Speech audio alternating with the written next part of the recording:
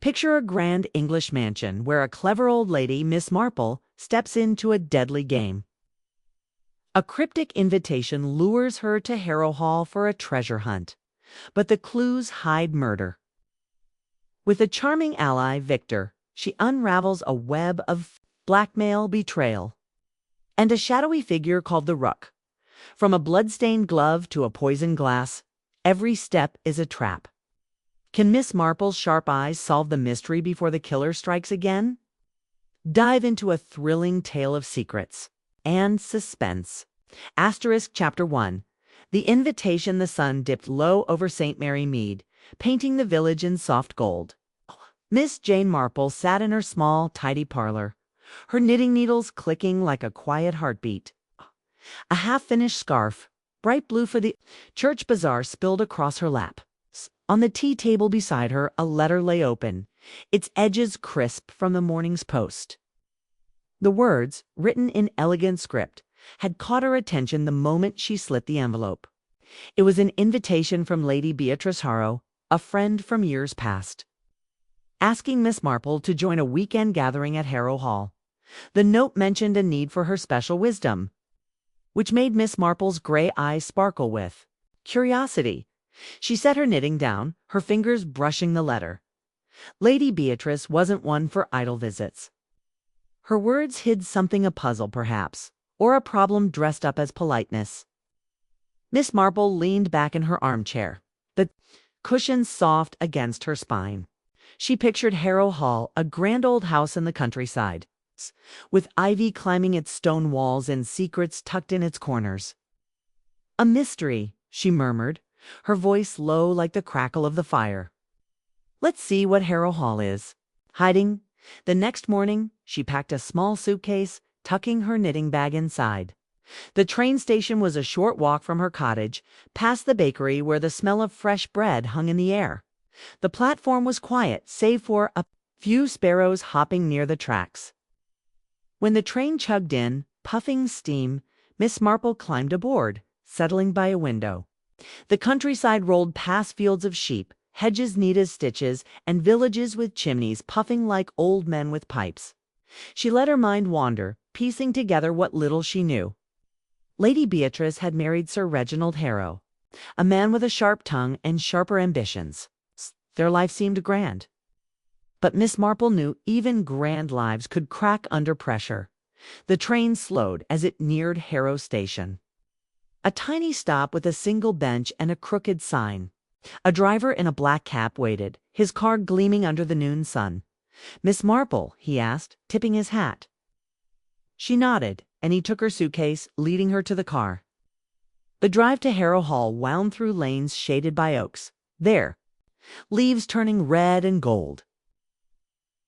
The house came into view, a sprawl of gray stone with tall windows that glinted like eyes. Ivy clung to the walls, and a fountain bubbled in the courtyard, water sparkling. Lady Beatrice greeted her at the door, her smile warm but tight, like a thread pulled to snug. She was tall, her dark hair swept up, her dress a deep green, that rustled as she moved. "Jane, how wonderful you came," she said, clasping Miss Marple's hands. Her eyes, sharp as glass, flickered with something unspoken. "The others are inside. Come, let's have tea." The drawing room was grand, with high ceilings and a chandelier that caught the light like a frozen waterfall. A fire roared in the hearth, chasing off the autumn chill. The other guests were already there, sipping tea or nibbling biscuits. Miss Marple took a seat, her knitting bag at her feet, and studied them one by one, her mind sharp as a needle. Sir Reginald Harrow stood by the mantel, his hands clasped behind his back. He was a lean man, his face lined like old leather, his eyes cold as the stone walls. He nodded at Miss Marple, but said little, his attention drifting to the window. Clara Wentworth, a young actress with golden curls and a laugh like bells, lounged on a sofa. Her red dress hugged her figure, and her smile was bright but practiced, like a line rehearsed for the stage. Dr. Lionel Finch, a doctor with thinning hair and a nervous twitch, sat stiffly in an armchair, his fingers tapping his teacup. He glanced At Miss Marple, then looked away, as if caught in a thought he didn't want to share.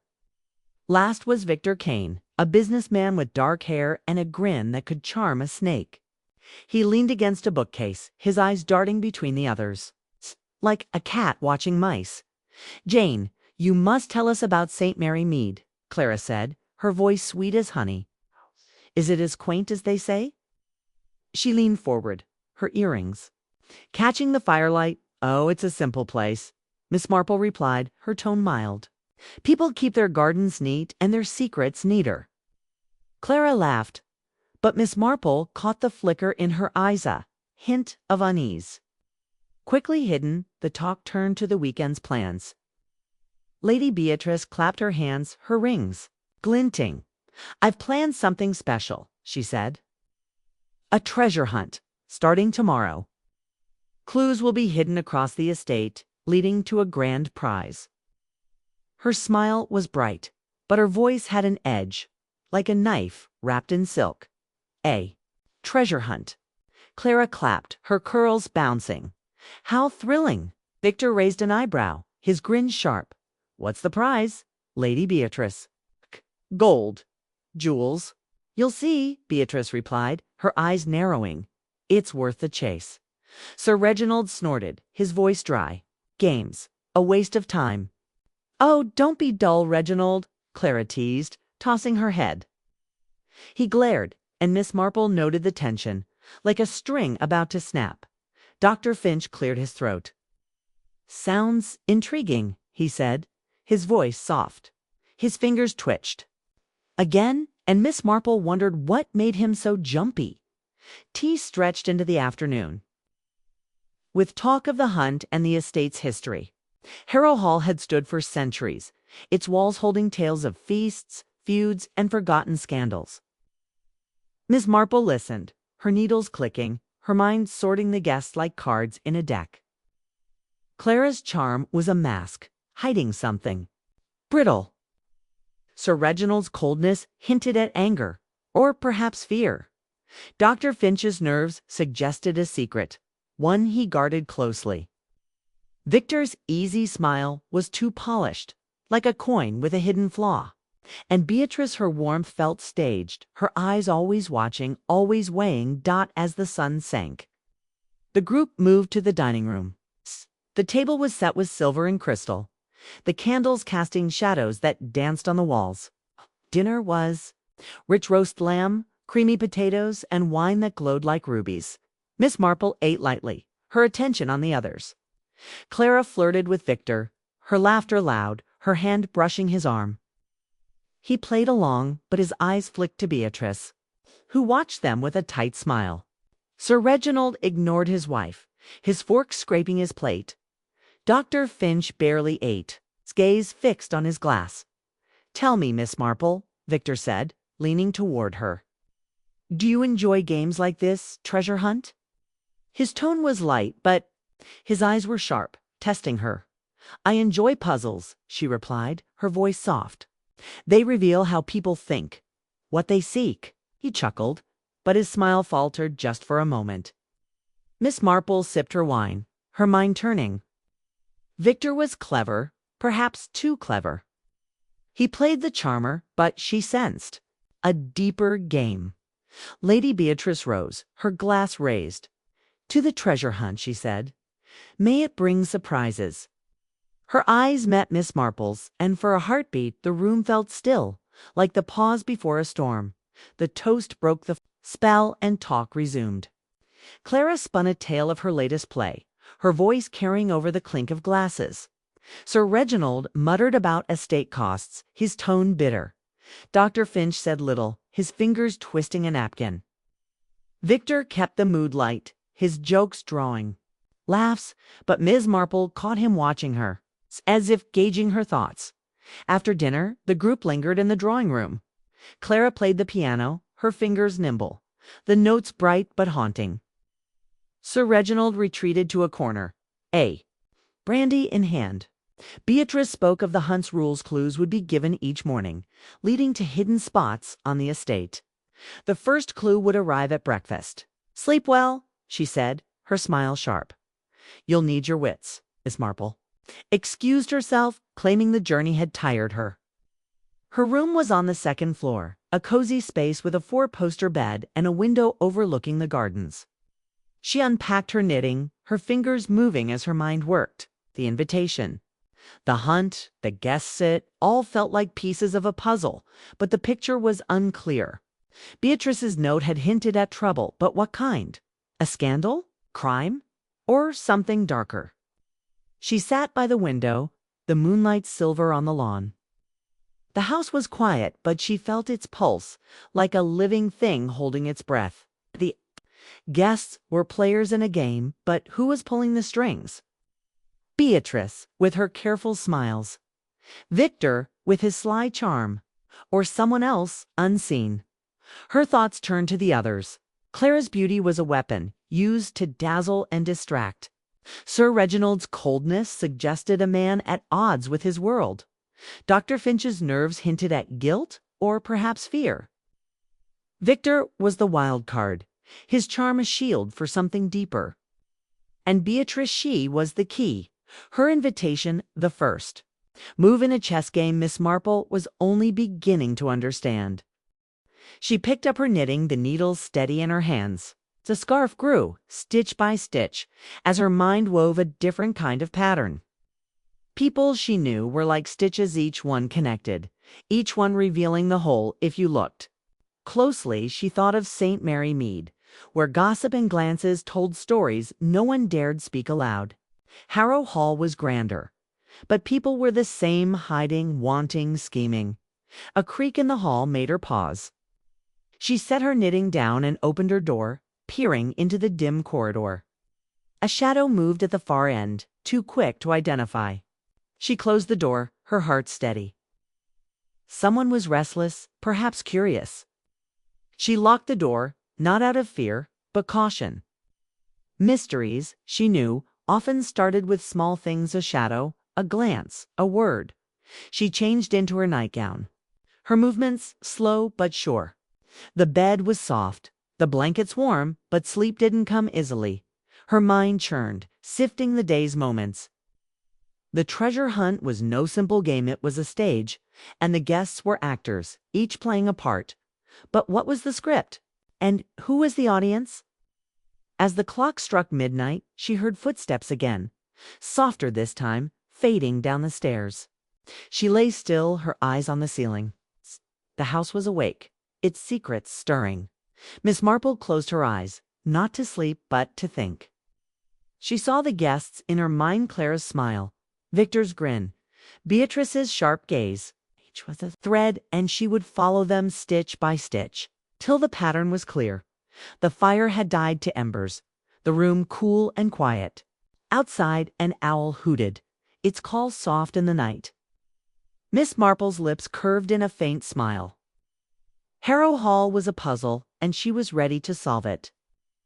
The game had begun, and she would play it her wake, quietly, carefully, with eyes that missed nothing. Chapter 2. The First Clue. The morning sun slipped through the heavy curtains of Harrow Hall, casting soft light across Miss Marple's room. She rose early, her movements quiet but steady, like the ticking of a clock. The house was still, its grand walls holding the hush of secrets. She dressed in a simple gray skirt and cardigan, her white hair neatly pinned, and tucked her knitting bag under her arm. Breakfast was set for 8, but she wanted a moment to think, to let the pieces of yesterday settle in her mind. Downstairs, the dining room gleamed with polish and silver. A long table held plates of eggs, toast, and steaming pots of tea. Scent of bacon curled through the air, mingling with the faint must of old wood. Miss Marple took a seat near the window, her eyes scanning the room as the other guests trickled in. Lady Beatrice entered first, her smile bright but strained, like a picture hung slightly crooked. She wore a blue dress, its hem whispering against the floor. "Good morning, Jane," she said, her voice warm but sharp at the edges. "I hope you slept well." "Quite well, thank you," Miss Marple replied, her tone soft. She noted Beatrice's quick glance toward the door, as if expecting someone or something. Clara Wentworth swept in next. Her red lips curved in a dazzling smile. Her dress, a soft pink, clung to her like a second skin, and her golden curls bounced as she sat. "What a glorious day for a game," she said, her voice loud enough to fill the room. Miss Marple watched her, seeing the flicker of calculation. Behind the charm, Clara was playing a part. But for whom? Victor Kane followed, his dark hair slicked back, his grin easy as sunlight. He nodded at Miss Marple, his eyes holding hers a moment too long. "Ready to crack those clues, Miss Marple?" he asked, sliding into a chair across from her. "I enjoy a challenge," she said, her fingers brushing her teacup. Victor's charm was smooth, but she sensed a current beneath it. Like a river hiding sharp rocks, Dr. Lionel Finch shuffled in, his face pale, his hands twitching as he clutched a napkin. He mumbled a greeting and sat at the table's far end, his eyes darting to the windows. Miss Marple noted his unease, like a mouse sensing a cat. What was he afraid of? Sir Reginald. Harrow was last, his footsteps heavy, his face set in a scowl. He barely glanced at the others, muttering something about the estate's costs as he took his seat. The air around him felt cold, like a draft from an open door. Miss Marple sipped her tea, her mind sorting the guests like threads in a tapestry. Each had a role, but the pattern was still unclear. Lady Beatrice stood clapping her hands. "The treasure hunt begins today," she announced, her voice carrying a thrill that didn't reach her eyes. "Each of you will receive a clue, written on parchment. Follow it to find the next step. The prize is worth your effort, I promise." She passed out small envelopes, each sealed with red wax. Miss Marple took hers, her fingers steady as she broke the seal. Her clue read, "Where shadows dance and secrets sleep, seek the heart that does not weep." The words were cryptic, like a riddle whispered in a dream. She folded the parchment, her mind already turning. Shadows and secrets, places of quiet perhaps, or places that hid truths. A heart that didn't weep suggested strength, or maybe something lifeless, like stone. The others opened their clues, their faces a mix of excitement and confusion. Clara giggled, waving her parchment like a fan. "This is so mysterious," she said, but her eyes flicked to Victor, as if gauging his reaction. Victor read his clue with a raised eyebrow, his grin sharp. Dr. Finch stared at his lips moving silently, as if memorizing it. Sir Reginald snorted, tossing his parchment on the table.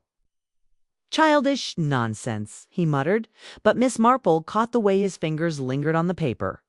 Beatrice clapped again.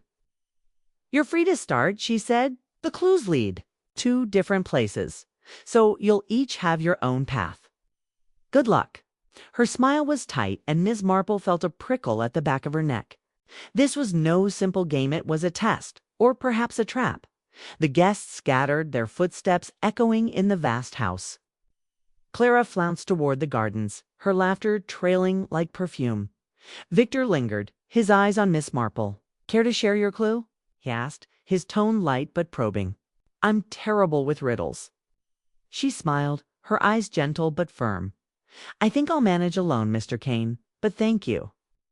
He chuckled, tipping an imaginary hat, and sauntered off. Miss Marple watched him go, her mind sharp. Victor was curious too curious. Was he hunting the prize or something else? She left the dining room, her knitting bag swinging at her side. The clue tugged at her thought shadows, secrets, a heart. She wandered the hall, its walls lined with portraits of stern-faced heroes, their eyes following her. The house was a maze of rooms and corridors, each holding whispers of the past.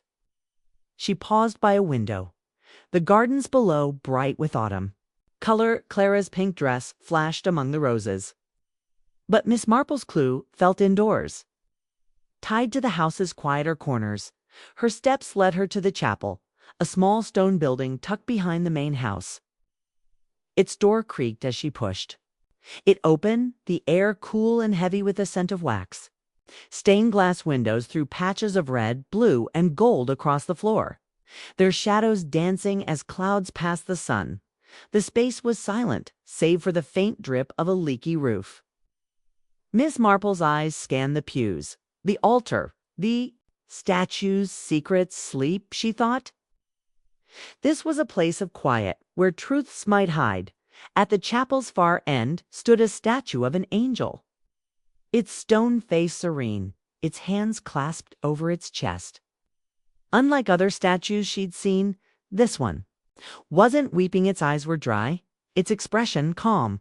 A heart that does not weep. Miss Marple stepped closer, her shoes soft on the stone floor.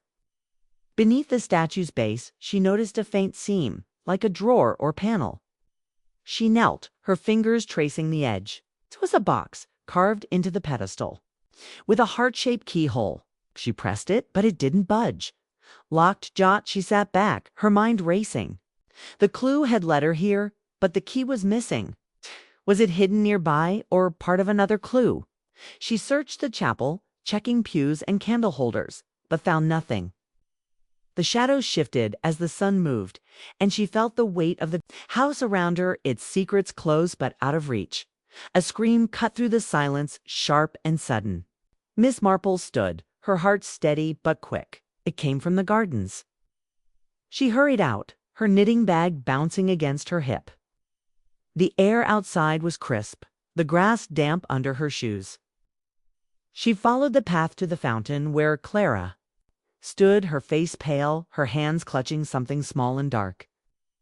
The other guests were arriving, their voices a jumble of worry and questions. "What's wrong?" Victor asked, his tone calm but his eyes sharp. Clara held up a glove, its leather stained with something red blood, or something meant to look like it. "I found it by the fountain," she said, her voice shaking. "It wasn't here earlier, I swear." Sir Reginald pushed through, his face red. "A prank," he snapped. "Some fool's idea of fun." He grabbed the glove, tossing it into the fountain. The water turned pink as the stain spread. Miss Marple watched, her eyes narrow. The glove was no prank, it was a message, meant to unsettle. She glanced at Dr. Finch, whose face was white, his hands trembling. He looked ready to bolt. Victor's expression was unreadable, but his fingers twitched as if itching to act. Beatrice stepped forward, her voice soothing. "Let's not jump to conclusions," she said. "It's likely nothing. Let's return to the hunt." The group dispersed, but the mood had shifted, like a cloud covering the sun. Clara clung to Victor's arm, her laughter gone. Sir Reginald stormed back to the house, muttering. Dr. Finch trailed behind, his steps unsteady. Miss Marple lingered by the fountain, her eyes on the glove, now sinking in the water. It was deliberate, placed where someone would find it. Why? She returned to the chapel, her thoughts churning. The clue, the box, the glove, they were connected threads in a larger pattern. She sat on a pew, her knitting in her lap, the needles clicking as she thought. The heart-shaped keyhole nagged at her. It's the key with another guest, or hidden elsewhere.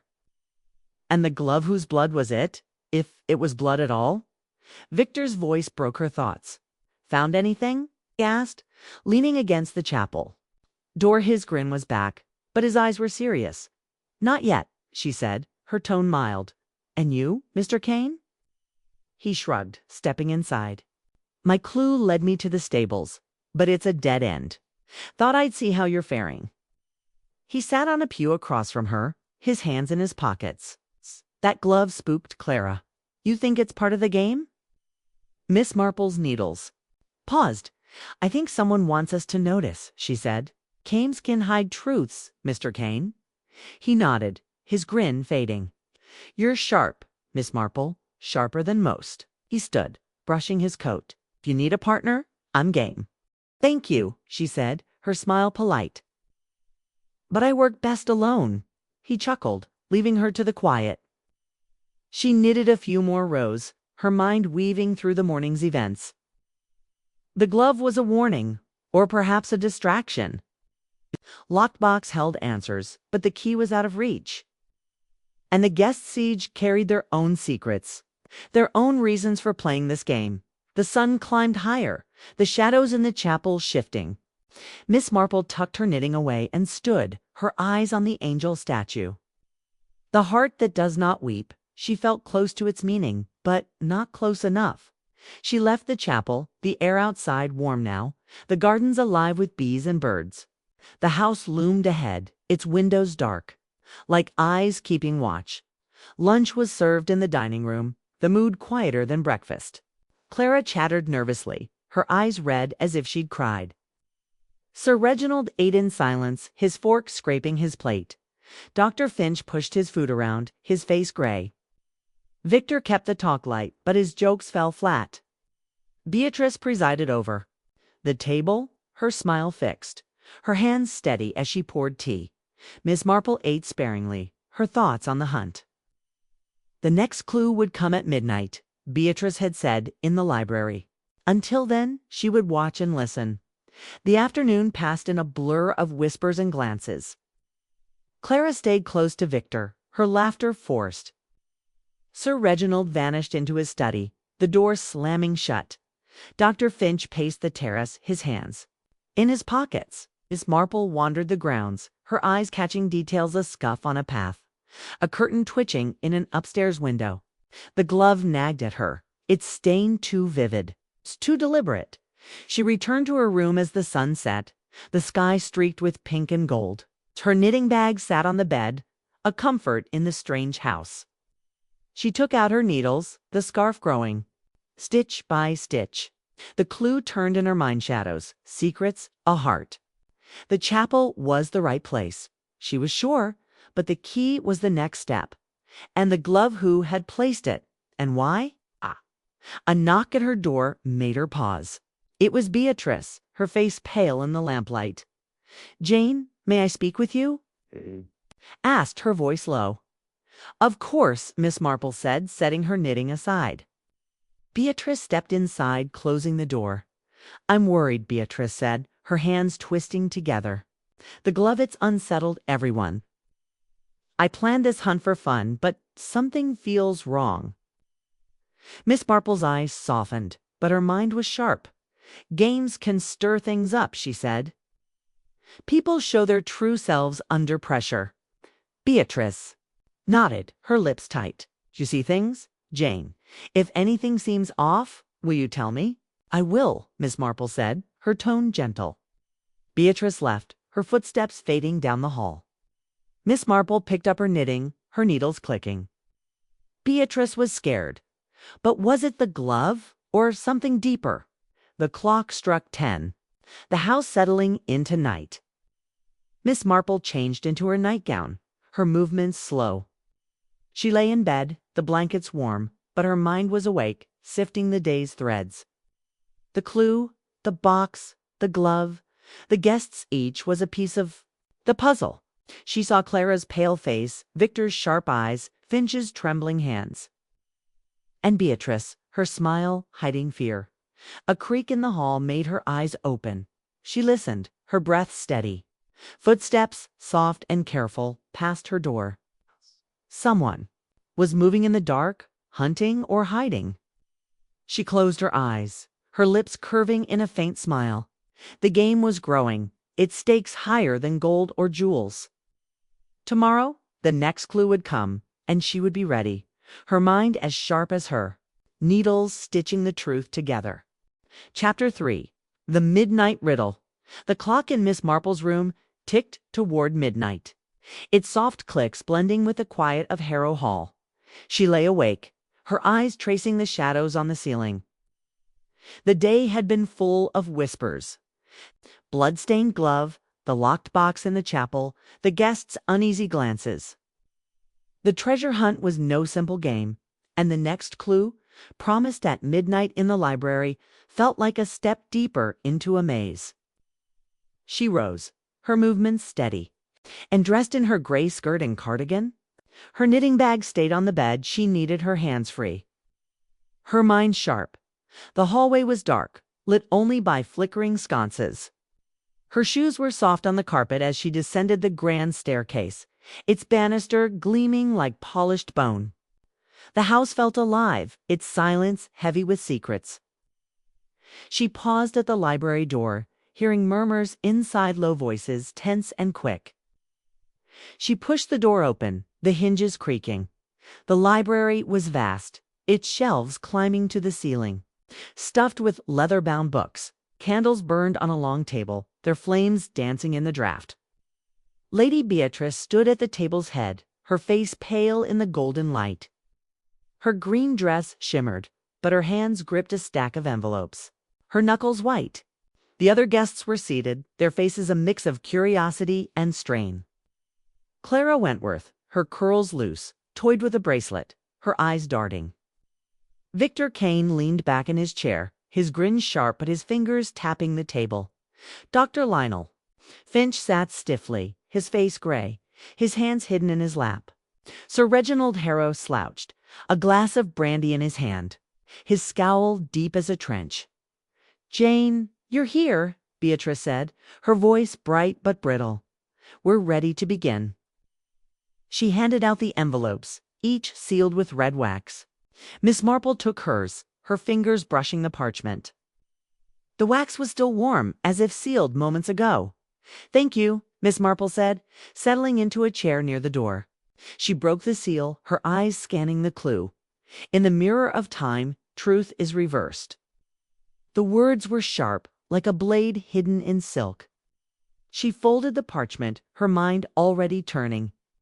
Mirrors, time, truths, something reflective. Something old, something deceptive. Clara giggled, her voice high. "These clues are so clever," she said, waving her envelope. But her smile faltered, and Miss Marple caught the tremble in her fingers. Victor read his clue silently, his eyes narrowing. Dr. Finch stared at his lips moving as if praying. Sir Reginald tossed his on the table, muttering, "More nonsense." Beatrice clapped her hands, the sound sharp in the quiet. "This clue is your next step," she said. "Solve it before dawn and you'll be closer to the prize." Her smile was tight, her eyes flicking to Miss Marple, then away. "You're free to search now." The guests stirred, their chairs scraping. Clara stood, her dress rustling, and slipped out, her steps quick. Victor lingered, his eyes on Miss Marple. "Another riddle to crack," he said, his tone light. "Any guesses?" "I'll need to think," she replied, her voice mild. He nodded, his grin flashing, and left. Dr. Finch shuffled out, his shoulders hunched. Sir Reginald drained his brandy and stalked off, leaving Beatrice alone at the table. "Jane, a word?" Beatrice asked, her voice low. Miss Marple nodded, staying seated. Beatrice leaned closer, her perfume sharp. "The glove today, it's upset things. I need your eyes, Jane. You notice what others miss?" Miss Marple's gray eyes softened, but her mind was a needle, sharp and precise. "I'll keep watch," she said. "Games like this can show people's true colors." Beatrice nodded, her lips tight, and left the library. Miss Marple sat a moment longer, the candles flickering. The clue tugged at her mirrors. Time, truth.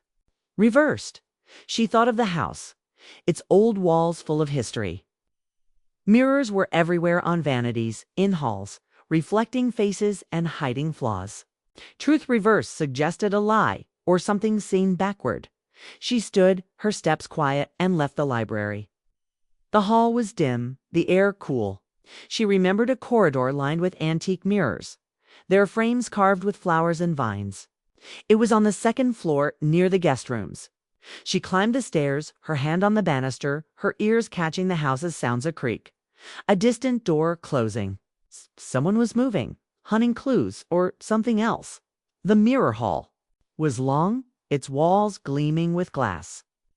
The mirrors were old, their surfaces speckled with age, reflecting her small figure in warped, silvery light. She studied each one, her eyes searching for a clue. The riddle spoke of time, perhaps an old mirror tied to the house's past. At the hall's end stood a large mirror, its frame heavy with dust, its glass cloudy. She peered into it, seeing her face distorted, her eyes stretched, her mouth twisted. Truth reversed. She touched the frame, her fingers tracing its curves. A faint click sounded, and the mirror shifted, revealing a hidden panel. Her heart quickened, but she stayed calm, her hands steady. Inside the panel was a folded note, its edges yellowed. She opened it, reading, "Trust no one. The game is deadly." The words were stark, written in sharp ink. She tucked the note into her pocket, her mind racing. The clue had led her here, but this warning was something more, a truth hidden. In the game's shadows, before she could think further, a gunshot cracked through the house, loud and sudden. Her breath caught, but her feet moved, carrying her down the stairs. The sound came from the drawing room. She reached it as the others arrived, their faces pale, their voices a jumble. Clara screamed, her hands over her mouth. Victor pushed past her, his eyes sharp. Dr. Finch froze, his face white. Beatrice rushed in, her dress catching the candlelight dots. Sir Reginald lay on the floor, pistol in his hand, blood pooling beneath. His eyes were open, staring at nothing. Clara sobbed, clinging to Victor. Beatrice knelt by her husband, her hands shaking. "Reginald?" she cried, her voice breaking. Dr. Finch stepped forward, his movements jerky. He checked Sir Reginald's pulse, his fingers trembling. "He's gone," he said, his voice flat. "Shot through the chest. It looks like he did it himself." Miss Marple stood back, her eyes scanning the scene. The pistol gleamed in Sir Reginald's hand, but something was wrong. The angle of the wound was sharp, too clean for a man shooting himself. And his hand, there was no powder burn, no black marks on his skin. Her stomach tightened. This was no suicide. It was murder, dressed up to fool the careless Dot. Victor caught her eye, his face grim. He stepped closer, his voice low. "You see it, don't you?" he said. "This isn't what it seems." She nodded, her expression calm, but her mind a storm. "We must be careful," she said. "Eyes open, Mr. Kane." Beatrice stood, her face streaked with tears. "Okay, I'll call the police," she said, her voice shaking. She left the room, her steps unsteady. Clara collapsed onto a sofa, sobbing.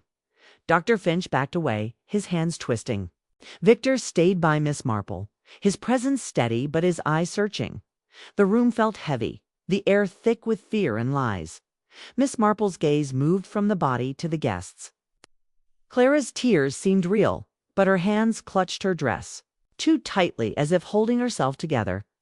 Dr. Finch's fear was raw, his eyes darting to the door. Victor's calm was a mask, hiding a mind as sharp as her own. And Beatrice, her grief was loud, but her eyes, when they met Miss Marple's, held something else, guilt or calculation. The police would come, but not yet. Harrow Hall was far from town, and the night was deep. Miss Marple stepped closer to the body, her eyes catching details, the pistol's shine. The blood spread, the way Sir Reginald's fingers curled around the grip. She saw a faint mark on his wrist, like a bruise, half hidden by his cuff. A struggle, perhaps. Victor followed her gaze. "You're thinking what I'm thinking," he whispered. "Someone staged this." "Not now," she said softly, her eyes flicking to the others. Clara was watching them, her sobs quieter. Dr. Finch had slipped to the door, his face ghostly. Miss Marple straightened, her voice gentle but firm. "We should wait for the police. No one should touch anything." Clara nodded, her eyes red. Dr. Finch muttered agreement and left his steps quick. Victor stayed, his hands in his pockets. "You're not just a knitter, are you?" he said, his tone half joking, half serious. "I notice things," she said, her smile faint. "As do you, Mr. Kane." He chuckled, but his eyes were serious. "I could use someone like you," he said. "This game's turned ugly. Partners." She studied him, her mind weighing his words. Victor was clever, perhaps dangerous. But his eyes held a spark of honesty, or something close to it. "Perhaps," she said. "But partners shared truths, Mr. Kane." "Fair enough," he said, his grin returning. "I'll start. Reginald owed me money a lot." He was in deep with some bad people. I came here to settle it, but now. He trailed off, his eyes on the body. Miss Marple nodded, filing his words away. A motive, but not the whole story. She glanced at the clock, past 1 now. The police would take hours, and the house was a trap, its secrets coiled like snakes. The note in her pocket burned against her hip. Trust no one. The game is deadly. The clue had led her to it, but the gunshot had changed everything. Let's step outside, she said, her voice calm. They left the drawing room, the air cooler in the hall. The candles still burned in the library, their light soft. Miss Marple sat, her hands folded, her mind sorting the threads. The clue. The mirror, the note, the murder, they were linked. A pattern half seen. The mirror of time truth reversed. The note warned of danger, and Sir Reginald's death proved it. Victor sat across from her, his face serious. "What's your next move?" he asked. "To watch," she said. "People reveal themselves when they're scared." He nodded, leaning back. "You're a puzzle, Miss Marple." "I like that," she smiled, her eyes sharp. "And you, Mr. Kane, are a piece of one." The house creaked around them, its walls holding the night's secrets. Miss Marple thought of the guest Clara's tears, Finch's fear, Beatrice's grief. Each was a thread, and she would follow them, stitch by stitch. The clue had led her to a warning, and the warning had led to death. The game was deadly, but she was ready to play. The clock struck 2, its chimes soft in the dark. Miss Marple's mind stayed awake, weaving the day's events. The mirror, the note, the gunshot, the bruise on Sir Reginald's wrist. She saw Victor's face, his grin, hiding a sharper truth. She thought of St. Mary Mead, where small clues a glance, a word unraveled big truths. Harrow Hall was grander, but the game was the same. A noise outside made her pause, a rustle, like footsteps on gravel. She stood, moving to the window. The gardens were dark, the fountain a shadow in the moonlight. A figure moved near it, too quick to see clearly.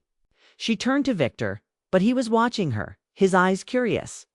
"Someone's out there," she said, her voice low. "Want to check?" He asked, standing. "Not yet," she said. "Let them think they're unseen." He nodded, his grin faint. "You're good at this." "Had practice," she said, her tone light but her eyes sharp. They sat again, the library quiet. Miss Marple's thoughts turned to the note. Trust no one. She trusted her own eyes, her own mind. Victor was an ally, perhaps, but allies could turn. The guests were players, and the house was the board. The next clue would come, but for now, she would wait, her mind stitching the pattern together. The candles burned low, their wax pooling on the table. The house settled, its creaks softer now. Miss Marple's hands rested in her lap, but her mind was alive, chasing the truth through the dark. The riddle was only the start, and she was ready for what came next. Chapter 4. An Unlikely Partnership. The gray dawn crept over Harrow Hall, its light seeping through the library windows where Miss Marple sat, her hands folded, her mind sharp. The night had been long. Sir Reginald's body still lay in the drawing room, the gunshots echo lingering in her thoughts. The note from the mirror, "Trust no one. The game is deadly," burned in her pocket, a warning proven true. Victor Kane sat across from her, his grin gone, his eyes tired but alert. The police were coming, but the house felt like a trap. Its secrets coiled tight. Miss Marple stood, her skirt brushing the floor. "We should freshen up," she said, her voice calm. "The day will be busy." Victor nodded, stretching. "You're tougher than you look, staying up like that." "I manage," she said, her smile faint, but her eyes sharp. They parted in the hall, her steps soft on the stairs. In her room, she splashed water on her face, the cold waking her fully. She changed her cardigan, tucking the note deeper into her pocket. Her knitting bag sat on the bed, a comfort she didn't need, yet her mind was her tool now, stitching clues together. Breakfast was quiet, the dining room heavy with grief and fear. Clara Wentworth sat with red eyes, her curls limp, her pink dress wrinkled. Dr. Lionel Finch pushed eggs around his plate, his hands shaking. Lady Beatrice poured tea, her face pale, her smile gone. The empty chair where Sir Reginald should have sat was a silent scream. Miss Marple took her place, her eyes catching every glance, every twitch. The guests were fraying, their masks slipping. Beatrice spoke first, her voice low. "The police will be here soon. Inspector Graves is thorough. We'll get through this." Her hands trembled, spilling a drop of tea. Clara sniffed, dabbing her eyes. Dr. Finch nodded, his face gray. Victor sipped coffee, his eyes on Miss Marple, a silent question in them. The doorbell rang, sharp and loud. Beatrice rose, smoothing her dress, and returned with Inspector Graves, a burly man with a mustache, like a broom. His eyes were hard, his notebook already open. "I'll need statements," he said, his voice gruff. "No one leaves until we're done." He questioned them one by one in the study. Miss Marple went last, her hands folded, her voice steady. She told him what she'd seen: the body, the pistol, the odd angle of the wound. "It wasn't suicide," she said, her tone mild. "The powder burns were missing." Graves frowned, scribbling. "You're no detective, ma'am. Leave it to us." She smiled, her eyes gentle but firm. "I only share what I see, Inspector," he grunted, dismissing her. She left the study, her mind turning. Graves was thorough, but stubborn he'd miss. The small things, the threads that tied the truth together. In the hall, Victor waited, leaning against a wall. "How'd it go?" he asked, his voice low. "He's set in his ways," she said. "Ouch. But we have work to do." His eyes lit up. A spark of respect. "You're not backing down, are you?" "Not yet," she said, her smile faint. They moved to the conservatory, a glass-walled room filled with ferns and flowers. The air was warm, the scent of earth heavy. Miss Marple sat on a wicker chair, her hands in her lap. "Tell me, Mr. Kane, what do you know?" He sat across from her, his face serious. "I know you see through the fog," he said. "Reginald was no saint. He owed me money, big money, gambling debts, bad deals. I came to collect, but he was dodging me. I think someone wanted him gone for good." Miss Marple's eyes narrowed, her mind sorting his words. A motive, clear and sharp. "But was it the whole story? Who else knew?" she asked. "Clara, maybe," he said. "I saw her sneak into his study last night before the gunshot." "She was in there a while," Miss Marple nodded, filing it away. Clara's tears, her clinging to Victor guilt, or a performance. "And the others?" She pressed. "Finch is jumpy," Victor said. "Like he's hiding something. Beatrice, she's too calm. Like she's playing a part. And you, Mr. Kane," she said, her voice soft but piercing. "What's your part?" He grinned, but it didn't reach his eyes. "I'm a businessman, Miss Marple. I play to win, but I don't kill for it." She studied him, her mind weighing his words. Victor was a risk-charming, clever, maybe dangerous, but his honesty, or what passed for it, was useful. "Very well," she said. "We'll work together. But truths go both ways. Deal?" he said, his grin returning. "What's our move?" "The clues," she said. "They're tied to this. The note I found, it warned of danger. We need to know more." She shared the note's words. "Trust no one. The game is deadly." Victor's face hardened, his fingers tapping his knee. "This isn't just a hunt," he said. "Someone's pulling strings." "Yes," she said, "and we'll find them." They agreed to split up. Victor would watch Clara. Miss Marple would keep an eye on Finch and Beatrice. The police were searching the drawing room, their voices a low hum. Miss Marple slipped into the garden, her eyes scanning the paths. The fountain gleamed, the glove gone now, but its stain lingered in her mind. She thought of the chapel, the heart-shaped keyhole, the locked box. The clues were a trail, but to what? Dr. Finch was on the terrace, pacing his hands in his pockets. She approached, her step soft. "Dr. Finch," she said, her voice gentle. "A troubling day, isn't it?" He jumped, his eyes wide. "Oh, Miss Marple." "Yes, terrible." His voice shook, his fingers twisting a button on his coat.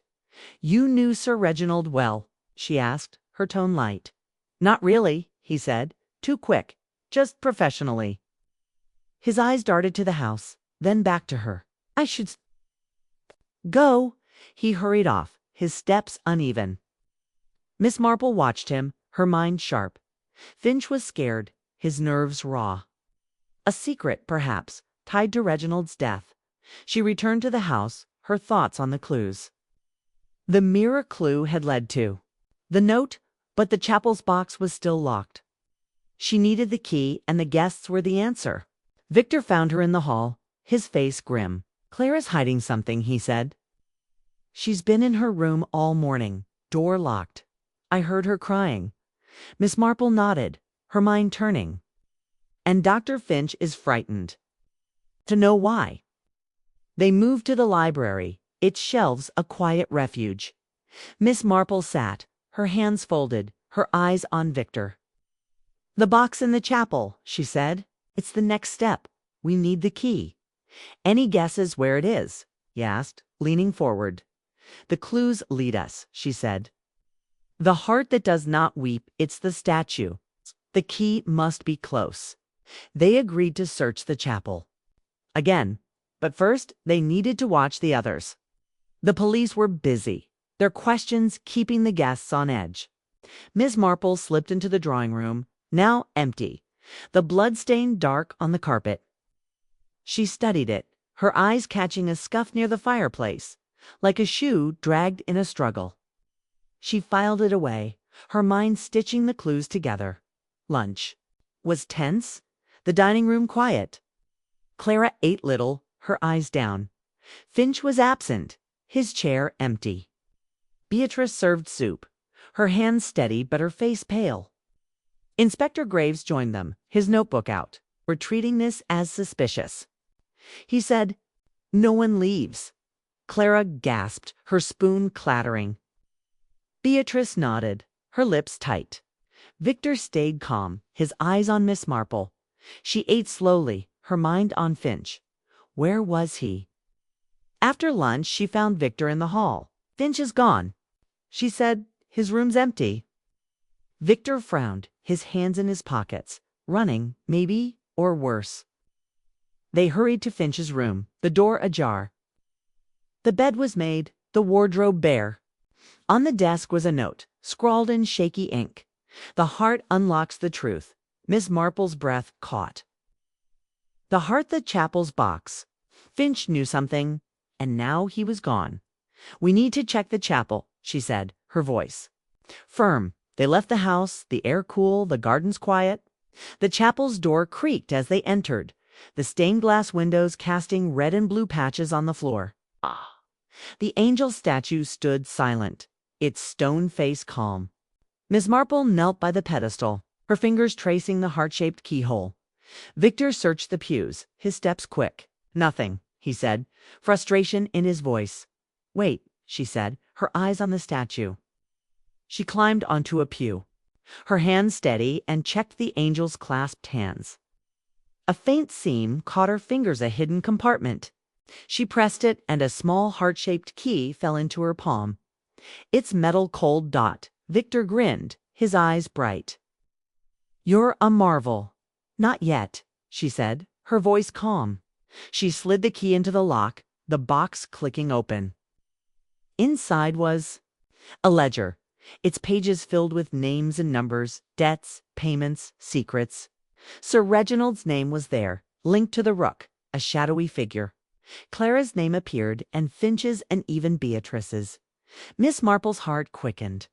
"Blackmail." Victor read over her shoulder, his face grim. "This is why he died," he said. "Someone's cleaning house." Before they could speak, a shadow moved outside the chapel. Miss Marple closed the box, tucking the ledger into her cardigan. "We're not alone," she whispered. They stepped. Outside, the dusk purple and cool. A figure lunged from the bushes, a glint of metal in their hand. Victor shouted, diving forward, but the figure struck him, knocking him to the ground. Miss Marple swung her knitting bag, the needles inside. Clattering. The figure stumbled, startled, and fled into the dark. She knelt by Victor, her hand steady. "Are you hurt?" she asked. He groaned, touching his head. "Bruised, not broken." "You're tougher than you look." She helped him up, her eyes scanning the trees. The attacker was gone, but the ledger was safe. They returned to the house, Victor leaning on her arm. Beatrice met them at the door, her face pale. "What happened?" she gasped. "Someone doesn't." "Like us poking around," Victor said, his grin weak. Miss Marple stayed quiet, her mind racing. The ledger was the key. Its name's a map of motives. They reached the library, Victor sinking into a chair. She handed him a glass of water, her eyes on his face. "We need to be careful," she said. "This is bigger than we thought." He nodded, his eyes serious. "Partners, then." "Partners," she said, her voice firm. But her mind added, "A caution, trust no one, not even him." The police were still searching, their voices a hum. Miss Marple tucked the ledger deeper into her cardigan, its weight a secret she'd guard. The day was fading, the house alive with danger. Svada Finch, gone, and the attacker, faceless but bold. The clues were leading her, but to what end? She sat, her hands folded, her mind stitching the threads. The heart-shaped key, the ledger, the attack, they were pieces of a puzzle, and she was close to seeing the pattern. Victor watched her, his face bruised but his eyes sharp. "What's next?" he asked. "We watch," she said, "and we wait. The truth comes when people slip." He nodded, leaning back. The library was quiet, the candles low. Miss Marple's thoughts turned to the guest Clara's tears. Finch's absence, Beatrice's calm. Each was a thread, and she would follow them stitch by stitch until the game was won. Chapter 5. The heart's secret. The dusk settled over Harrow Hall, painting the sky in purples and grays.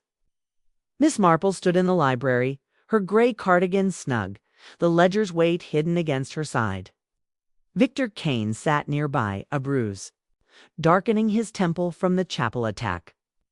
The heart-shaped key lay in her pocket, its cold metal a reminder of the locked box's secrets. The house hummed with tensions, Sir Reginald's murder, Dr. Finch's disappearance, and the bloodstained glove had unraveled the treasure hunt's thin veil of fun. Miss Marple's mind was sharp, stitching clues like threads. The mirror's warning, the ledger's names, the attacker's shadow. Victor rubbed his head, his grin faint. "That was a close one," he said, his voice low. "Whoever's out, their play's rough."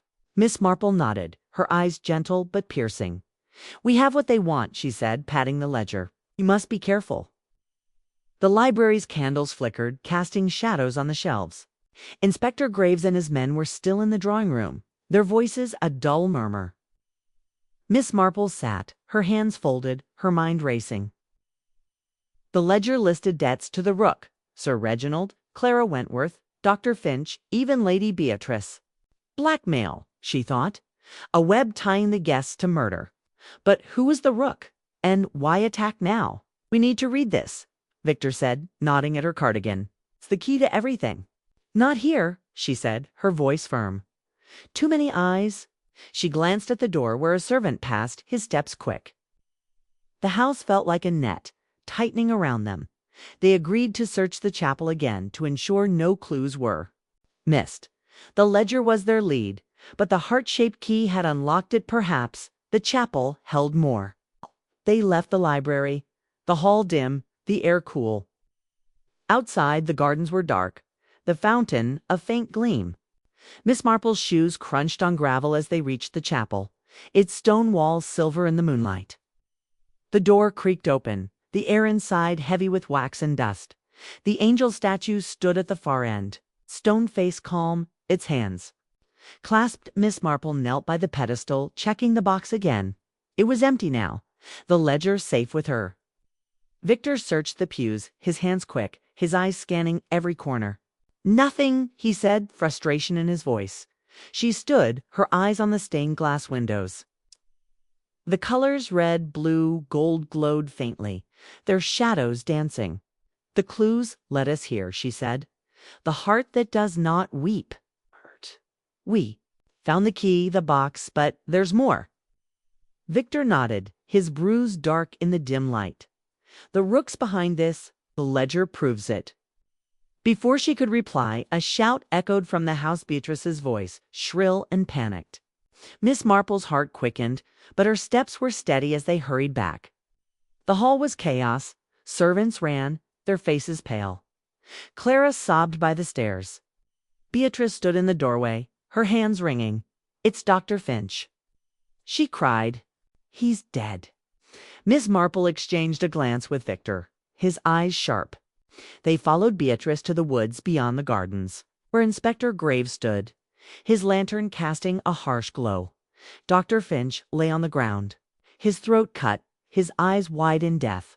Blood soaked his coat, dark against the leaves. Miss Marple's stomach tightened, but her mind stayed clear, noting the clean slash, the lack of struggle. A quick kill, deliberate. Graves turned, his face grim. "Found him an hour ago," he said. "No weapon yet. Looks like he ran, but not far." Clara wailed, clinging to Beatrice. "Who's doing this?" she cried, her voice breaking. Beatrice soothed her, but her eyes were hard, flicking to Miss Marple. Victor stepped closer, his voice low.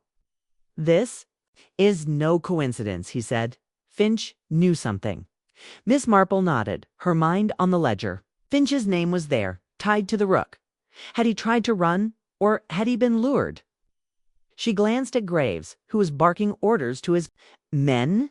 "Mr. Kane," she said softly, "we need to talk, alone." They slipped away, back to the library, the house buzzing behind them. Miss Marple sat, pulling the ledger from her cardigan. Its pages were worn, the ink sharp. She read aloud, her voice steady. Names, dates, some debts to the rook, some marked. Paid in blood-red ink. Sir Reginald's debt was the largest, followed by Finch's. Clara's was smaller, Beatrice's smaller still. The rook demanded loyalty, she said, or silence. Victor leaned over, his face grim. Reginald was killed to keep him quiet. Finch, too. But why now? "The hunt," she said. "It's a stage. Someone's using it to settle scores." He nodded, his fingers tapping the table. "Clara's next, or Beatrice." "They're in the ledger." Miss Marple's eyes narrowed. "Or the rook themselves. We need to watch them." A knock interrupted Beatrice, her face pale. "Jane, Victor, are you all right?" she asked, her voice tight. "This is horrible. We're fine," Miss Marple said, her tone gentle. "It's just shaken, like everyone." Beatrice nodded, her eyes searching. "The police want us in the drawing room. They're questioning again." She left her steps quick. Miss Marple tucked the ledger away, her mind racing. Beatrice's calm was a mask, her fear too controlled. Was she a victim, or the rook? They joined the others in the drawing room, where Graves stood, his notebook open. Clara sat on a sofa, her face streaked with tears. The air was thick, the guests' eyes darting like trapped animals. Graves cleared his throat. "Dr. Finch was murdered," he said. "We're searching the grounds. If anyone know why he'd be in the woods?" No one spoke. Clara sniffed, her hands twisting her handkerchief. Beatrice stared at the floor, her lips tight. Victor stayed quiet, his eyes on Miss Marple. She felt the ledger's weight, its secrets burning. Finch's note, "The heart unlocks the truth," echoed in her mind. He'd known about the box, perhaps the ledger. Had he tried to expose the rook? Graves questioned them, his voice sharp. Miss Marple answered softly, sharing only what she'd seen in the woods. Victor backed her, his tone calm but his bruise stark. Clara sobbed through her answers, claiming she'd been in her room. Beatrice spoke of finding Finch, her voice steady but her hands trembling. Graves scribbled, his eyes narrow. "No one leaves," he said, dismissing them. Miss Marple and Victor lingered in the hall, the house dark now, the candles low. "We need to move fast," Victor said. "The rook's cleaning up." She nodded, her mind on the ledger. "Will, watch Clara and Beatrice, and we need the next clue. It's tied to this." They agreed to split up Victor to tail Clara, Miss Marple, to keep an eye on Beatrice. The treasure hunt was paused, but the clues were the key, leading to the rook's truth. Miss Marple slipped into the conservatory, its glass walls cool, the air heavy with flowers. Beatrice was there, pruning a rose, her hands steady but her face pale. "Jane?" Beatrice said, startled. "You're everywhere." "I like quiet places," Miss Marple said, her tone mild. "They clear the mind." Beatrice nodded, her scissors snipping. "This house, it's cursed." First Reginald, now Lionel. Miss Marple watched her, her eyes sharp. "Grief is heavy," she said, "but secrets are heavier." Beatrice's hand froze, her eyes meeting Miss Marple's. For a moment, the mask slipped, showing fear-war guilt. Then she smiled, thin and tight. "You're wise, Jane. Too wise." She left her steps quick. Miss Marple sat, her mind stitching the threads. Beatrice's reaction was a clue, a crack in her calm. Was she the rook, or another pawn? The ledger named her, but its sums were small. A partner, perhaps, or a victim playing a part. Victor found her, his face grim. "Clara's packing," he said. "She's scared, says she's leaving." "She can't," Miss Marple said. "Graves won't allow it. She knows something." Victor said, "I heard her on the phone whispering about debts." Miss Marple nodded, her mind on the ledger. Clara's name was there, her debt marked unpaid. "We'll talk to her," she said, "but carefully." They found Clara in her room, her suitcase open, dresses spilling out. Her face was red, her eyes wide. "I can't stay," she cried. "This place is death." Miss Marple sat, her voice gentle. "Clara, what's frightening you?" Clara sniffed, her hands twisting. "Everything. Reginald, Lionel, I'm next. I know it." "Why?" Victor asked, his tone soft but sharp. Clara's eyes darted, her voice a whisper. "I owed money, to someone. Reginald knew. He said he'd help. But now—" She broke off, sobbing. Miss Marple's heart quickened, but her face stayed calm. "Who, Clara?" she asked. Clara shook her head, her curls bouncing. "I can't say, they'll kill me." Victor knelt, his voice soothing. "We'll protect you. Tell us." But Clara clammed up, her lips tight. Miss Marple stood, her mind racing. Clara was a thread, but the rook was the needle, pulling it. All together. They left her, the door clicking shut. In the hall. Victor's face was hard. "She's terrified," he said. "The rook's got her in a vice." "Yes," Miss Marple said. "And they're watching us." They returned to the library, the night deep now, the house a maze of shadows. Miss Marple pulled out the ledger, her fingers tracing the names. "The rook's here," she said. "One of them." Victor nodded, his eyes on the door. "Beatrice, or Clara, or someone we haven't seen." Miss Marple's mind turned to the next clue, promised at midnight but delayed by death. The hunt was the rook's game, its clues a path to truth, Thor a trap. She thought of the chapel, the heart, the ledger. "The heart unlocks the truth," Finch's note had said. They had the ledger, but the rook was still hidden. A noise outside made her pause, a crunch on gravel, like footsteps. She moved to the window, the gardens dark, the fountain a shadow. A figure moved, cloaked, too quick to see. Victor joined her, his breath sharp. "They're back," he said. "Let them move," she said, her voice calm. "We'll follow the clues." They sat, the ledger between them, its pages a map of betrayal. Miss Marple's mind stitched the threads, the glove, the gunshot, the throat cut, the ledger's names. The rook was close, their moves bold. She thought of St. Mary Mead, where small lies unraveled big truths. Harrow Hall was grander, but the game was the same. The clock struck 11, its chimes soft.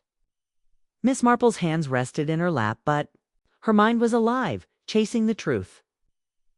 Victor watched her, his bruise fading, but his eyes sharp. "You're a force, Miss Marple," he said. "And you're a help, Mr. Kane," she said, her smile faint. "But we're not done." The house creaked, its secrets stirring. Miss Marple's thoughts turned to the next move watch. Wait, unravel. The rook was playing, but she was ready. Her mind a needle, stitching the pattern tight. Chapter 6. The Rook's Gambit. The night wrapped Harrow Hall in a heavy cloak, its windows dark, its halls silent but alive with secrets. Miss Marple sat in the library. The ledgers weighed a quiet burden in her cardigan. Victor Kane leaned against a shelf, his bruise fading but his eyes sharp, watching the door.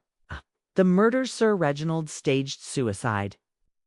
Dr. Finch's slashed throat had torn the treasure hunt apart, revealing a deadly game. The ledger named the rook a blackmailer tying the guests to debts and death. Clara Wentworth and Lady Beatrice were threads in the web, but the rook's identity remained a shadow. Miss Marple's mind stitched the clues.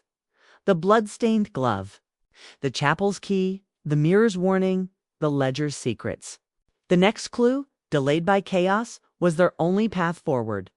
Victor broke the silence, his voice low. "We're close, aren't we?" "The rook's slipping." Miss Marple nodded, her gray eyes steady. "They're bold, but desperate. We need the final clue." The house creaked, a floorboard groaning somewhere above. Miss Marple's fingers brushed the ledger, its pages a map of betrayal. The rook had killed two silenced Reginald and Finch, and Clara's fear suggested she was next or knew too much. Beatrice's calm hid something deeper, a crack in her polished mask. The treasure hunt was the rook's stage, its clues a twisted trail to truth or doom. "We should check the furnace room," Miss Marple said, her voice soft but firm. "The last clue mentioned where the past burns, the truth rises. It's a place of fire, of secrets destroyed." Victor's eyes lit up, a spark of respect. "You're a step ahead, always." "Let's go." They left the library, the hall. Dim, the air cool and heavy. The furnace room was in the basement, a place of dust and shadows.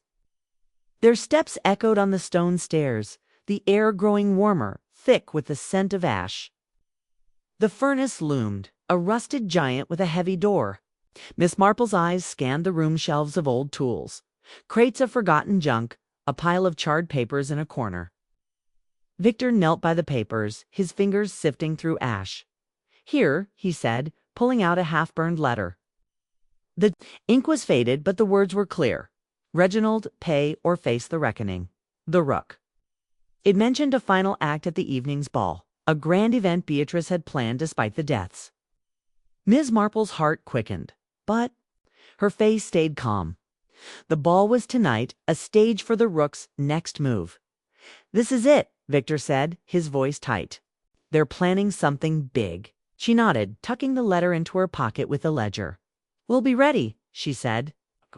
"But we must watch the others." They returned upstairs, the house stirring as servants prepared for the ball. Crystal chandeliers gleamed, flowers filled vases, and music drifted from the ballroom, a violin, soft and haunting. Miss Marple and Victor parted to change, agreeing to meet at the ball. In her room, she chose a simple black dress, its sleeves long, perfect for hiding the ledger. Her knitting bag stayed on the bed tonight. Her eyes were her needles, stitching the truth. The ballroom was a glow of light and color, its mirrors reflecting candle flames. Guests, local gentry invited before the murders, chatted, their laughter. Forced Clara stood by the piano, her red dress bright, her smile brittle as glass. She was performing a monologue later, Beatrice had said, a dramatic piece to lift the mood. Beatrice moved through the crowd, her green gown shimmering, her smile tight but gracious.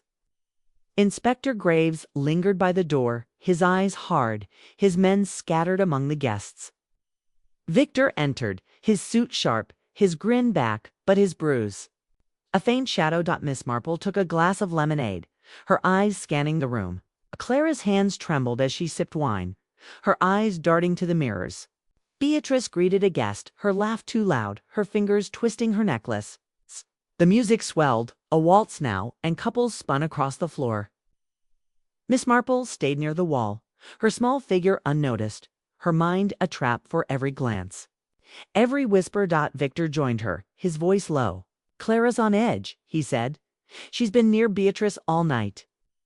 Miss Marple nodded, her eyes on Beatrice. "Watch her drink," she said softly. "Something's wrong." As Clara moved to a table, Beatrice approached, her hand slipping a small vial from her sleeve. A quick motion, and a drop fell into Clara's glass, unnoticed by the crowd.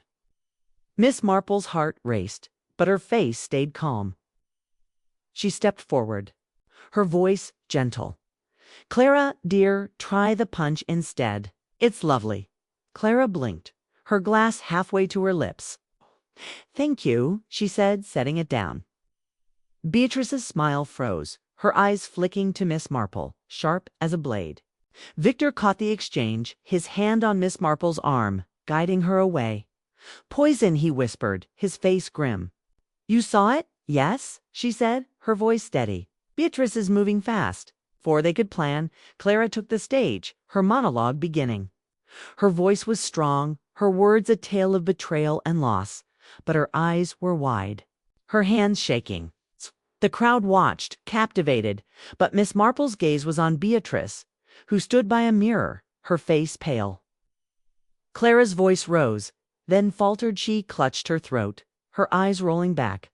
She collapsed, the crowd gasping, screams piercing the music. Victor rushed forward, Miss Marple behind him. Clara lay still, her lips blue, her chest unmoving. Dr. Finch wasn't there to help. And the local doctor among the guests pushed through, his face grim. "Poison," he said, checking her pulse. "She's gone." Beatrice screamed, her hands over her mouth, but Miss Marple saw her eyes cold, calculating. The crowd panicked, guests pushing toward the doors. Graves barked orders, his men blocking. Exits. Miss Marple's mind raced. Clara's glass was untouched. But her wine earlier, or something else, had carried the poison. Beatrice was the key, her vial a confession. In the chaos, Miss Marple caught a cloaked figure slipping toward the stables, their hood low, the same shadow from the chapel attack. "Victor," she said, her voice sharp. "There." He nodded, his eyes hard. They pushed through the crowd, the night air cold as they reached the gardens. The stables loomed, their doors open, the scent of hay sharp. The figure was inside, a knife glinting in their hand. Victor sprinted, his steps sure, Miss Marple behind. Her heart pounding, but her mind clear. The figure turned, their hood falling. Beatrice, her face twisted with rage. "You meddling old woman!" She spat, her knife raised. Reginald was weak, Finch a coward, Clara a fool. The rook demanded their silence. Victor tackled her, the knife clattering to the straw. Beatrice struggled, her screams wild, but Victor held her, his strength steady. Miss Marple stood back, her breath quick, her eyes on Beatrice's face. The rook unmasked at last. Graves arrived, his men behind him, their lanterns bright. "What's this?" he barked, seeing Beatrice pinned. Miss Marple stepped forward, her voice calm. "Lady Beatrice is the rook," she said. "She killed Sir Reginald, Dr. Finch, and Clara. The ledger proves it. Debts, blackmail, murder." Beatrice laughed, a harsh sound. "You think you've won? The rook is bigger than me." Graves cuffed her, his face grim. "Save it for the station." His men led her away, her screams fading into the night.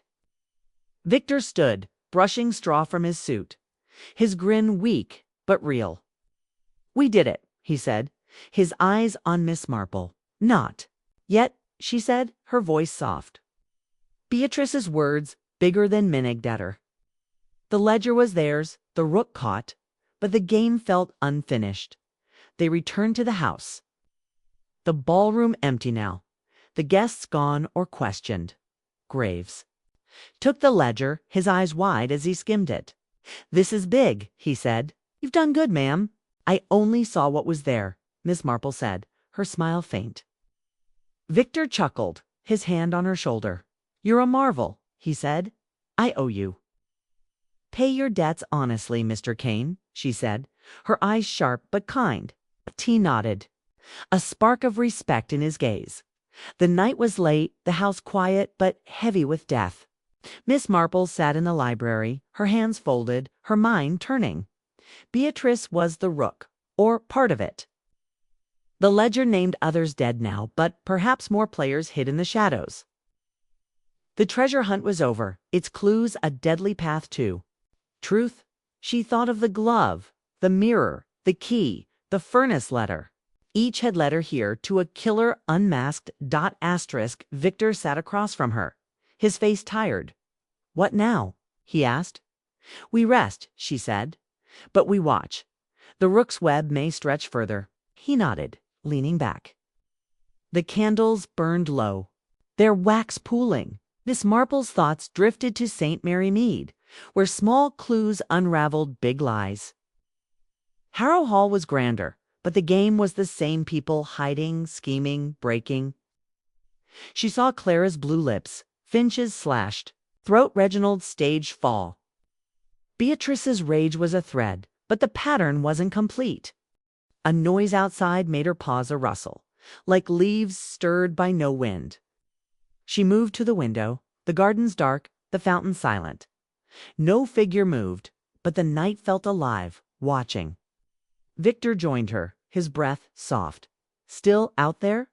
he asked. "Perhaps," she said, her voice calm. "Or perhaps it's done." They sat again, the library a haven in the storm. Miss Marple's hands rested in her lap, her mind stitching the final threads. The rook was caught, the ledger safe, but the warning trust no one lingered. She trusted her eyes, her mind, and for now, Victor's sharp grin. The game was won, but mysteries, she knew, were never far off. The clock struck 3, its chimes, soft in the dark. Miss Marple's mind stayed awake, holding the night's truths. The ball, the poison, the chase, the unmasking, she saw it all. A pattern stitched tight. Tomorrow she'd return to St. Mary Mead, her knitting waiting. But tonight she was here, a small figure in a grand house, unraveling the deadly game one stitch at a time. Chapter 7. The final reckoning. The first light of dawn crept over Harrow Hall, its gray stones softened by the morning mist. Miss Marple stood in the library, her black dress neat, the ledger now with Inspector Graves. The night's chaos, Clara's poisoned collapse, Beatrice's unmasking as the rook, the chase to the stables hung heavy in the air. Victor Kane sat nearby, his suit rumpled, his bruise a faint shadow. The house was quiet, its secrets laid bare, but Miss Marple's mind still turned, stitching the final threads. Beatrice's words, "The rook is bigger than me," nagged at her. A loose stitch in the pattern, Victor stretched, his grin tired but real. "We got her," he said, his voice low. "The rook's done." Miss Marple's gray eyes were gentle, but sharp. "Perhaps," she said, her hands folded. "Ah, but webs have many strands."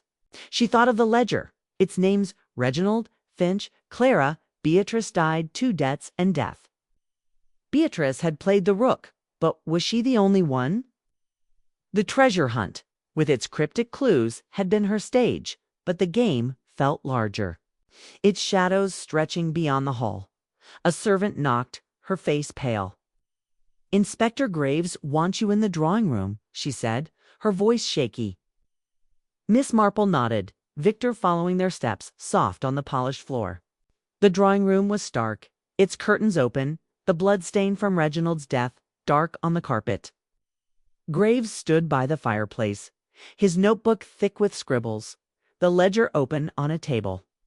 His men guarded the doors, their faces grim. "You've stirred a hornet's nest," Graves said, his mustache twitching. This ledger, it's a gold mine. Debts, blackmail, names of folks who'd kill to stay hidden. Miss Marple sat, her hands in her lap, her eyes on the ledger. Lady Beatrice confessed, she said, her voice calm. She killed Sir Reginald, Dr. Finch, and Clara. The rook was her mask. Graves nodded, flipping pages. She's talking now at the station. Says she acted alone, but I'm not sold. This rook business, it's got roots. Victor leaned forward, his eyes sharp. She said it was bigger than her. You think there's another player? Graves grunted, his eyes narrow. Maybe.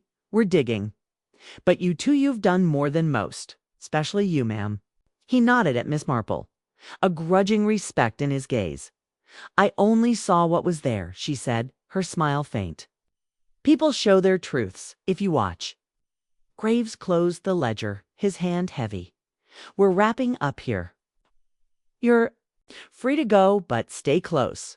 Might need you again. Miss Marple nodded, her mind on Beatrice's words. The rook was caught, but the game wasn't over. She thought of the clues: the glove by the fountain, the mirror's warning, the chapel's key, the furnace's letter. Each had led her to Beatrice, but the ledger's other names, crossed out or unpaid, hinted at a wider net. She stood, her black dress rustling, and Victor followed her to the hall. Back to St. Mary Mead? He asked, his grin flashing. Soon, she said, her eyes sharp. But first, we tie the knots. They moved to the conservatory, its glass walls bright with morning light, the air warm with flowers. Miss Marple sat on a wicker chair, her mind sorting the threads. Victor paced his hands in his pockets. You think there's another rook? He asked, his voice low. Perhaps, she said. Beatrice was clever, but not alone. The ledger's debts, they reached beyond this house. He stopped, his eyes on her. You're thinking someone else was pulling strings? She nodded, her fingers brushing her pocket where the mirror's note trust no one had been. The hunt was a trap, Victor. Beatrice used it to clean her slate, but someone set the stage. He sat, his face grim. We've got no one left. Ms. Marple's eyes softened, but her mind was a needle, sharp and sure. Not here, perhaps, but the rook's web stretched far. The ledger named others dead now, or silent. Victor rubbed his chin, his bruise faint. You're a puzzle, Miss Marple. I thought we'd won. We've won a battle, she said, her voice calm. The war's another matter. A servant brought tea, her hands trembling as she set the tray down. Miss Marple poured, the steam curling like a ghost. She thought of St. Mary Mead, where small lies unraveled big truths. Harrow Hall was grander, but people were the same, hiding, scheming, breaking under pressure. Beatrice had cracked, her rage spilling in the stables. But the ledger's other names, merchants, lords, shadows, suggested a network. A rook with many faces. Victor sipped his tea, his eyes on her. What's our move? He asked. We wait. She said, the police have the ledger. They'll chase the names, but we watch. Victor, the rook's allies may stir. He nodded, his grin faint. You're a force, you know that?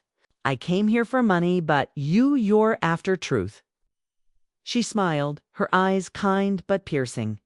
Truth pays its own debts, Mr. Kane. They sat in silence, the conservatory a bubble of calm in the storm. Miss Marple's mind turned to the guests, now gone or dead.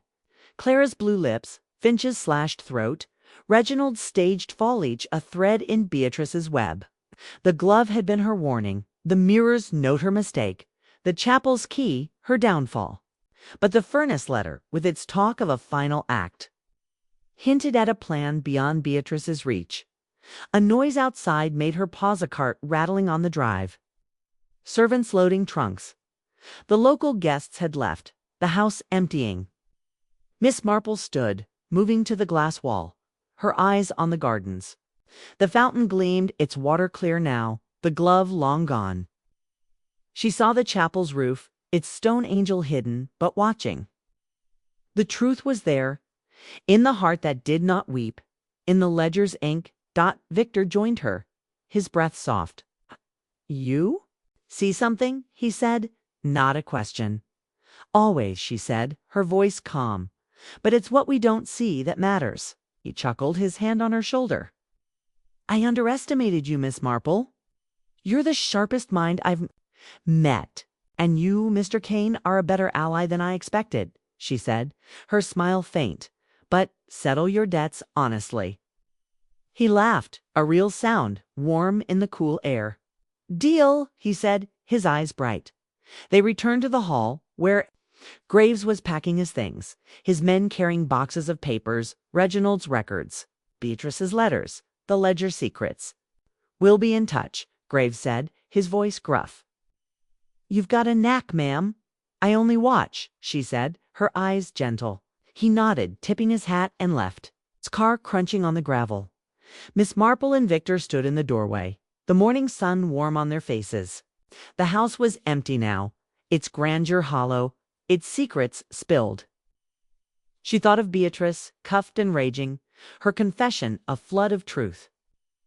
The Rook had orchestrated the hunt to silence her threats, Reginald's debts, Finch's cowardice, Clara's knowledge. The glove was her taunt, the gunshot her cover, the poison her escape. But the ledger, hidden in the chapel, had been her undoing.